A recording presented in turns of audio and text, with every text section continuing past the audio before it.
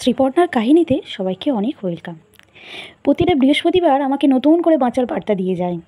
হ্যাঁ, আজকে বৃহস্পতিবার, সামনে পুজো এসে গেছে, তাই ভাবলাম নিজের দিকে একটু নজর দিতে হবে। আজকে চলে যাচ্ছি একটা জায়গায়, সেই জায়গাটা ভীষণ প্রিয়। হ্যাঁ, অনেকেরই চেনা জায়গা। চলো আজকে সেই জায়গাটা কোথায় দেখাই। সেই জায়গাটার নাম হলো সৃষ্টি, যা হাজার হাজার মেয়েকে নিজের পায়ে দাঁড়াতে সাহায্য করে। ইনিই হলেন রাগেশ্রী ম্যাম, যদিও ওনাকে আমি পিসি বলে ডাকি। সেই পছন্দের ভালো লাগার জায়গা, যা সপ্তাহের সেই একটা দিনের জন্য হাঁ করে বসে থাকতাম যে কবে ওই দিনটা আসবে, কবে ক্লাসে যাব। যদিও আমি পুরো ক্লাস কমপ্লিট করিনি, সেটা পরের কথা।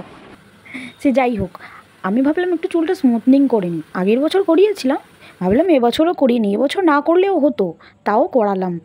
তো এখন ক্রিম লাগানো চলছে। খুব খিদে পেয়ে গেছিলো, তাই বাড়ি থেকে অল্প ভাত খেয়ে এসেছিলাম, কিন্তু খুব খিদে পেয়েছিলো বলে বাড়ি থেকে একটু স্যালাড নিয়ে এসেছিলাম। তো সেই স্যালাডটা খেয়ে তো লাস্ট ফিনিশিং এখন চলছে স্ট্রেট করা।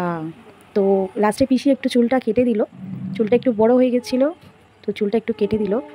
পরিস্থিতি বুঝিয়ে দেয় মাঝে মাঝে নিজের দিকেও নজর দেওয়াটা প্রয়োজন।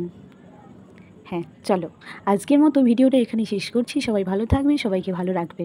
ভিডিওটা কেমন লাগলো অবশ্যই জানাবে।